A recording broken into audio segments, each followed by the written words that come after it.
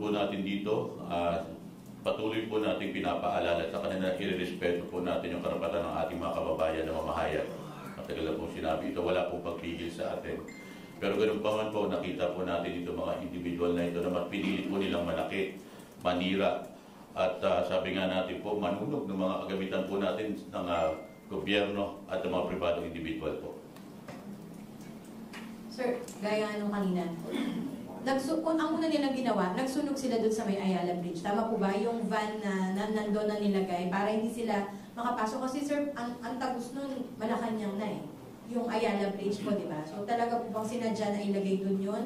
Yung pong container van natin na yun po ay naandun po sa lugar na yun kung saan po inabutan po ito ng mga rallyista. Ito po ay matatagpuan sa Ayala Boulevard Corner, Romualdez. Kung saan po may mga pulis din po tayo doon na nakabantay. Ang hindi lang po natin doon, nakita po natin na, una po nakita natin na sinasaktan nila yung mga pulis natin, binabato nila. At doon na po nag-umpisa, binato po nila ng mga pintura na mayroon pong hindi magagandang amoy. At nakita nyo naman po. At ito po ay hindi pwede ikaila. Dahil marami po tayong mga kasamahan na mamamahayag na nakakuha nito ng live. Marami din po tayong mga footages na nakuha na nagpapatunay po yung ginawa nila. Sir, ano pong group itong mga na-arrestong individuals? Initially po, nakuha lang natin information. Meron po ito ng mga hip-hop na gangster. Yun lang po yung nakuha natin. At ang kiniklaim po nila na influensya lang po sila ng isa pong tinatawag natin na mga isang rapper na personality, pero hindi po natin nababalidate ito. Account lang po ito ng mga nasa kustudiya po natin. Yung ginawa nila na yun, inimpluwensyahan sila nung isang personality na gawing marahas yung po lang yung account nila. Kasi nakita naman po natin na pinagsusuot sila ng kulay itim na damit, magsuot po ng bonnet, ganito po. At yun po yung nakita nating grupo na gumawa po ng kaguluhan doon po sa nasabing lugar. Dito po sila gumawa ng pananakit dito po sa kabaan po ng Ayala, Boulevard at Romualdez. At hanggang dumaretso po sila dito po sa may Mindiola hanggang dumating po sila ng recto. Sir, can you confirm din, sir? Meron daw po, di umano, na namatay kagabi after ni-ransack yung isang hotel sa recto, sir? Wala pa po tayong ganyang impormasyon na nakakaalap. Kung meron man po, ipagbibigay alam po natin agad. Pero doon sa initial damage, sir, sa kabuuan, doon sa ni-ransack na hotel, sa mga sinirang gamit, meron na po ba tayong kabuuang estimated na halaga, sir? So ngayon po, wala pa po tayong ganun. Ang nakita lang po natin, ano po talaga yung mga sinira nila. Meron po silang sinunog na container van. Meron po mga motorcycle ng police natin at mga private individual. Sinira din po nila yung mga ibang establishment sa kabaan po ng recto. Kasama na po yung isang hotel dyan. Kasama na rin po yung isang opisina natin ng District Mobile Force Battalion. Sinira din po nila at niransak po nila yon. Sir, doon sa kaguluhan, meron pong kumakalat na picture na suot nung isa sa nanakit sa pulis, yung parang flag, yung ng leftist, makakaliwa, sir. So, nahaluan po ba, sir? Isa po sa mga tinitignan natin yan, yung mga ganong informasyon po.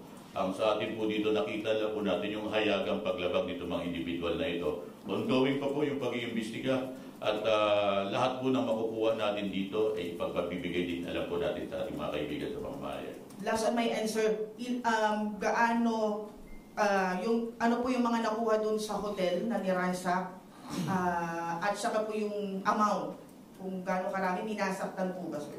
Initially po, kinukunan pa po ng statement yung mga staff po ng hotel na yun. Pero sinasabi po nila, initially nakuha yung cellphone nila, iba pang mga valuable items po nila. So far po, ongoing pa po yung pag-iimbestiga, yung pag-account kung ilan po yung mga nakuha. Ang sa atin lang po, nakita po natin kung ano po yung ginawa ng mga individual na ito. Nakita nyo naman po yung paninira sa mga kagamitan ng gobyerno at mga pribado. Pati po yung mga street lights po natin doon sa kabaan ng recto, sinira po nila, pininturahan po nila. Despite na nanawagan na po yung ama ng lungsod ng Maynila, na huwag po nilang gagawin yon.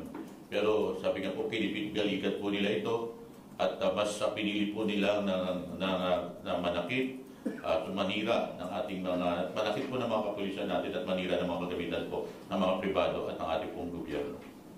Sir? Major. Sir, morning. Sir, yung mga nakaitim na sinasabi nyo na naka-bonnet pa, base sa investigation nyo po, dala ba ito ng mga ibang mga protesters? Kumbaga, bit-bit ba nila ito o ito ay bagong grupo na talagang ang gusto lang ay manggulo doon sa ginawang protesta? Nakita lang po natin na pumunta po sila doon sa lugar, yung mga grupo na yun, na nakita po natin ng mga naka-kulay itim na damit, naka-bonnet at naka-face mask po yung iba. At kung ano pong grupo, wala pa po tayo doon, nag-iimbestiga pa po. Sa atin lang po, nakuha lang po nating initial po na information, miyembro po sila ng mga hip-hop gangster, na na-influensyan po sila ng isa pong rapper na isa pong personality.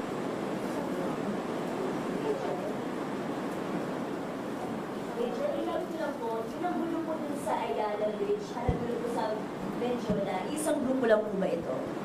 Yung po yung nakikita natin doon, kung mapapansin nyo po, may mga kuha naman po kayo na sa inyo, diba? May mga kuha, pati po yung ating mga ibang kababayan na nagpo-post po sa social media, nakita po natin na mga pare-parehas po yung kanilang mga suot.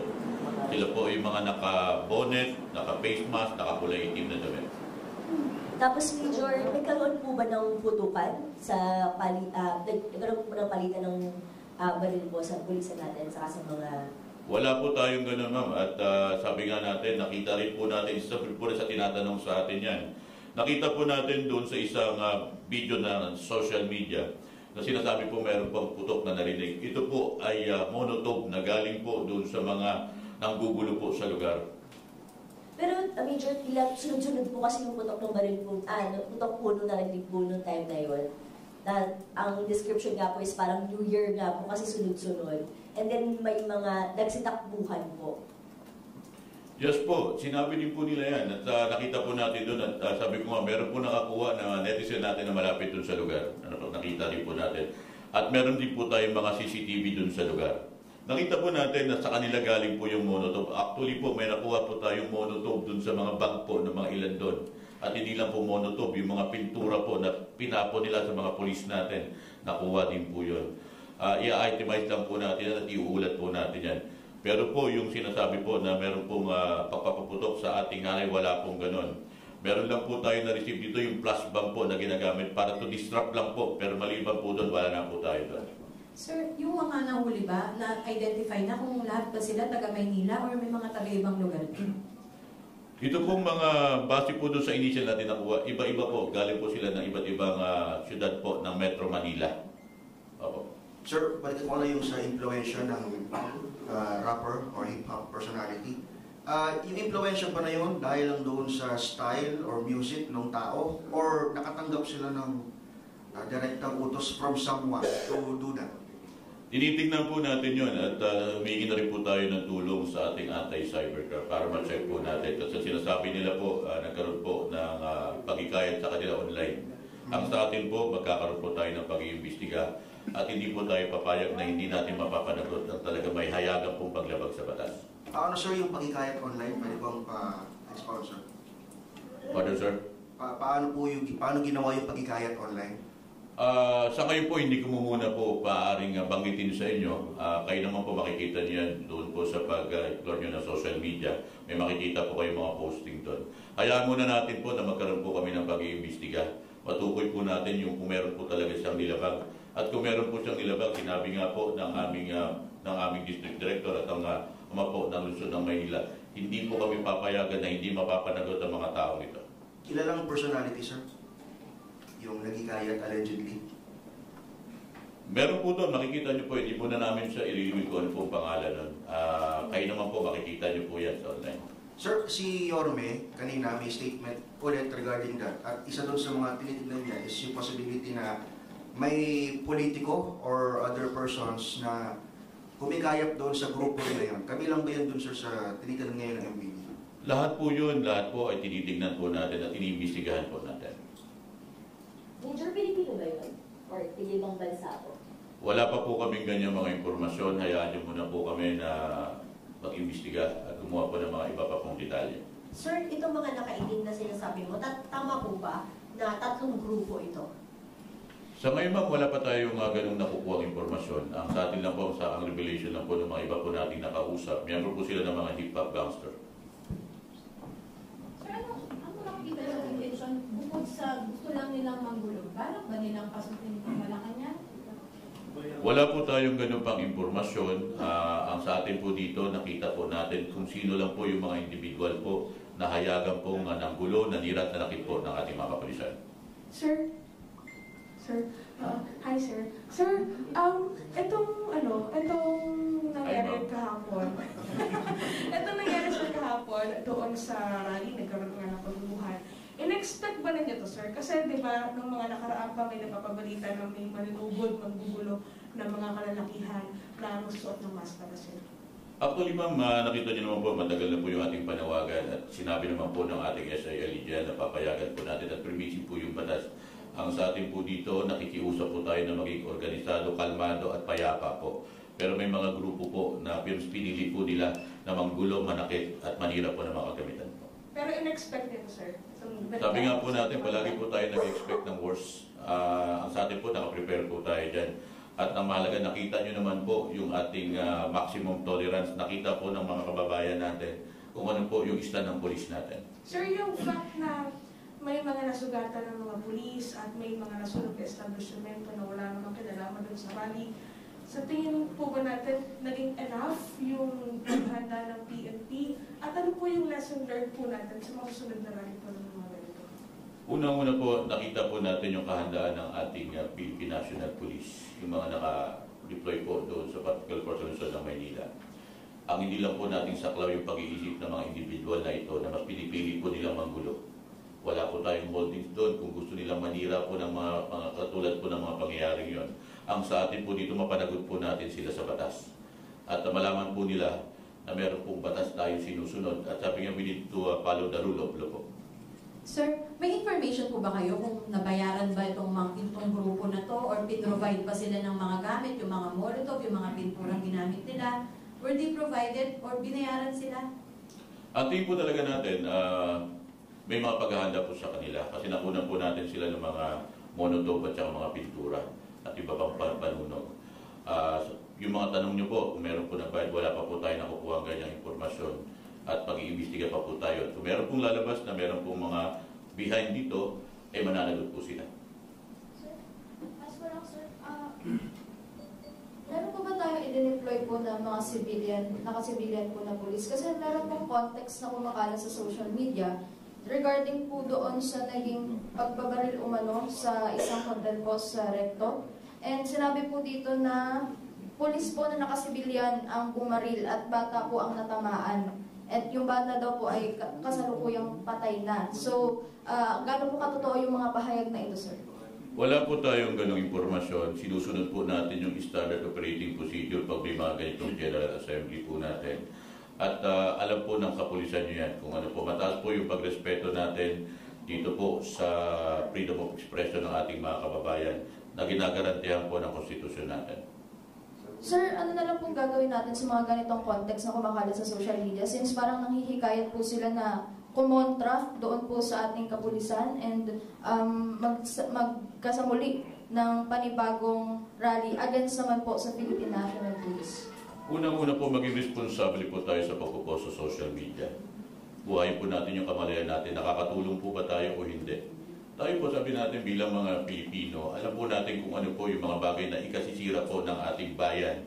Ang pakiusap po natin, tulungan niyo po yung Philippine National Police na ingatan po natin na yung ating pong presensya dyan ay para imitin na lang po natin yung katahimikan, katatagan po ng ating pong lugar. Major, last na po sa akin. Na-account po natin yung arrested, saka po yung mga police po na na-injure. May mga na-injure din po ba ng mga protesters? Sa ngayon po, ang meron lang po tayong hawak-hawak pa lang po informasyon. Initial pa lang po ito, yung 93 po nating mga PNP personnel na nasaktan po. At ngayon po, yung iba ay nakakumpay pa po sa hospital natin. Sa protesters po wala tayo. Sa ngayon po, wala pa po kami mga ganong information. Sir, may tanong si Mark. Sir, good morning. Good morning, sir. Sir, since may mga na-arrested kayo, sir, yung nag-impluensya dun sa mga rallies na hip-hop gangster din, sir, is the MPD considering na file din ito ng case? Kung makakakita po tayo ng basihan at may hinting bigat po, sasampahan po natin siya ng kaukulang reklamo base po sa kanyang ginawa. Sir, dun sa mga na-aresto na mga minor, sabi niyo, sir, parang up to determination pa ng discernment. Paano ma-determine yun, sir? Paano sila i-release sa custody? Saan sila dadalhin since mga minor sila? Dahil po mga minor po sila, dinala po natin sila sa Manila Social Welfare Department. At yung mga social worker po, magkakandak po dito ng description po nila, yung pinatawag po natin na determination of discernment. At kung lalabas po na to na they acted with discernment, mananagot po sila sa batas. Paano de-determine yun, sir, na meron silang discernment? Yes po, may proseso po tayo dyan at yan po ay ginagawa ng mga social workers po natin. Sir, ano yung common denominator ng mga na-aresto na kabataan? May iba nagsabi na inaya lang daw sila ng mga barkada and wala silang knowledge prior dun sa kilos protesta, sir. Marami ba kayong nakuwang statement na ganun sa mga kabataan? Ang nakuha lang talaga nating statement dito, nakita natin yung mga suot nila, kalimitan dito nakasuot sila ng kulay itim, naka-bonnet, naka-face mask, at yun nga, yun ang isa sa mga nakuha nating information. Sila yung mga miyembro ng mga hip-hop gangster na na-influensyahan lang sila. Youngest, sir, na minor? Pardon, sir? Youngest na nahuli nyo? Sa ngayon, sir, meron kasi tayo ditong dalawang minor. Ibig sabihin yung 12 years old below. Ang dinala po natin sa Reception and Action Center po. Sir, last na sa part ko, sir. Sir, ang sabi ng PCO kahapon, mga tulisan at posible umanong may nag-utos, sir. How would you describe, sir, yung mga rallies na ito, sir? Would you agree with the term tulisan? How would you classify them, sir? Unang-una po, nalulungkot tayo despite po yung panawagan natin. Sabi nga natin, nakita po natin na naging maayos naman po talaga yung ating pagmalakihang pagpupulo po rito, pagsasama-sama dito, pagpapahayag po ng saloobin dito po sa Luneta. Meron lang pa talaga pong grupo na mas pinili po nilang manggulo dito po sa naganap po natin na pagtitipon-tipon po. Sir, isa sa common observation kahapon, napaka-wild ng mga nagsipag-riot doon. Bakit kaya gano'n? May nagsasabi kasi hindi kaya under the influence of alcohol, illegal substance. Napansin din po natin yun. Ang sa atin lang po dito, hayaan po na natin gumulong yung pag-iimbestiga natin. Kung meron po tayong basihan para malaman po talaga natin kung bakit po naging ganun yung kanilang mga equation, ipapagbigay alam po natin ito. Sir, yung sinasabi mong gangsters na na-recruit from different parts of Metro Manila, hindi ba mga fraternities yan, sir, na tinitingnan?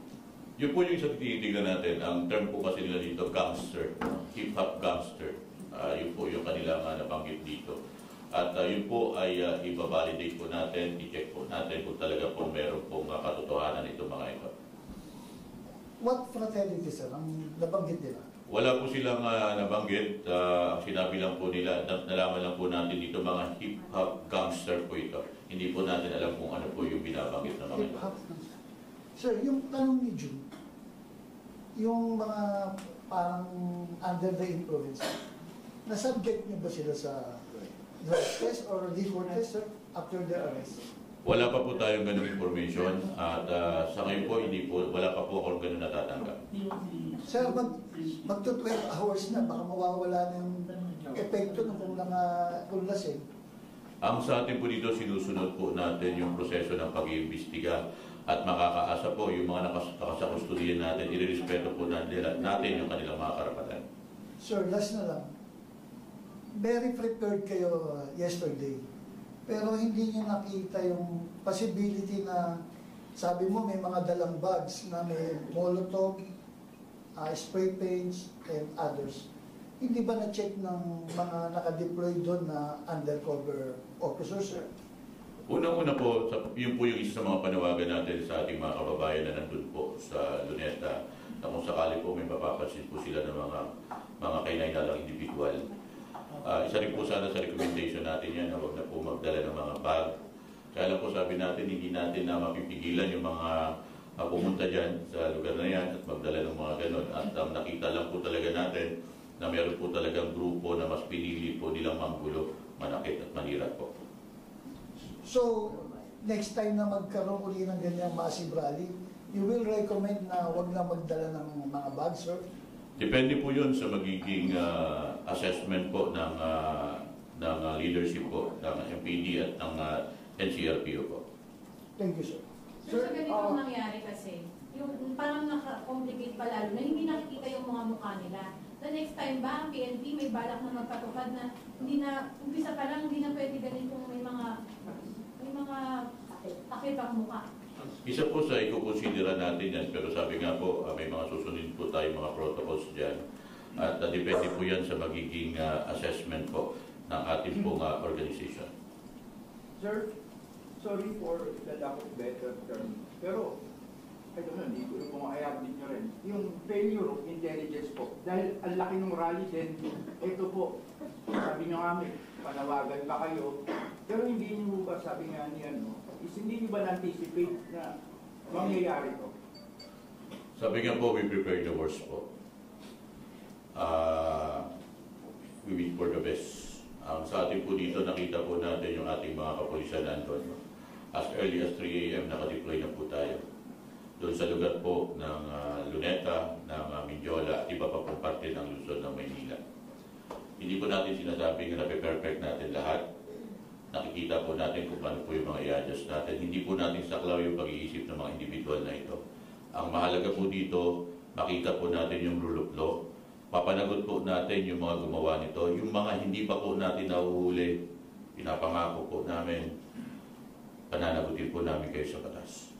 Sir, also yung sabi nga ni Sir Jun, yung naging behavior, yung aggressiveness nila, parang ano ba, nakita nyo na they want to do a Nepal or Indonesia type of riot po. And sa mga na-investigahan nyo po, meron ho bang bigger plan? Kapag halimbawa kung nangyari po, nagtagumpay, meron po ba? Hayaan nyo muna pong paggugulong po yung pag-iimbestiga natin. Mahirap naman po magbigay po kami ng mga ganong impormasyon at conclusion. Ang sa atin po dito, nakita po natin na may mga individual na talagang hayagang lumabag sa batas at pananagutin po natin sila. Kahit na po yung mga hindi po natin nahuli, base po doon sa mga CCTV natin, marami po tayo CCTV doon. Mananagot po sila sa batas. Sir, yung personality na sinasabi po ninyo, na-check nyo na po, may initial check ng background kung talagang ano siya sa may political colors or affiliated siya sa anumang political party or groups? Sa ngayon po, wala po tayong ganong informasyon. Yun lang po yung nakuha nating accounts base po dito sa mga nasa kustodiya natin. Thank you, sir. Salamat po.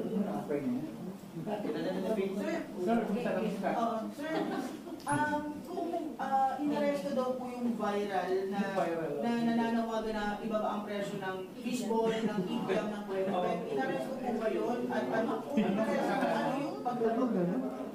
Kung na-aresto po yun, yung sinasabi nyo na yun, nakita po natin na meron po siyang hayagang paglabag sa batas. Hindi po natin na-arestuin yung mga taong wala talagang kinalaman. Sabi ko nga po, nakita nyo naman po, meron po kayong mga sariling mga kuha niyan. Nagsisirculate po yan sa social media. Makakaasa po kayo na wala po kaming aarestuin, na wala po talagang kinalaman doon. Ang ina-assure po natin, kahit hindi po natin kayo na-aresto, sisiguraduhin po namin, pag nakahanap po kami ng mga ebidensya base po sa mga kuha ng CCTV, pananagutin po namin kayo sa batas. Sir, anong klaseng Anong klase? Sarado nung din kasalanan niya? Sino po? yung viral?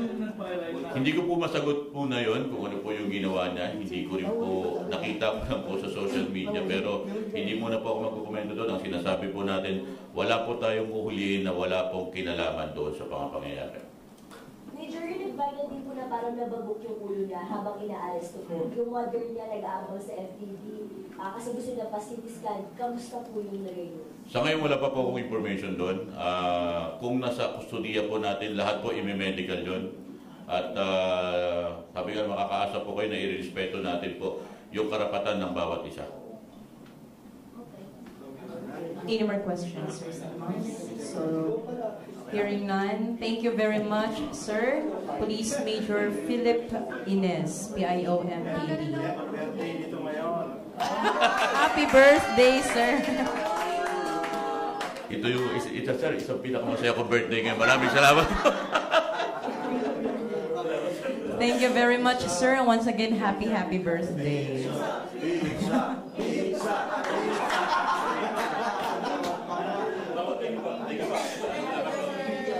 Now let's proceed to our next resource speaker.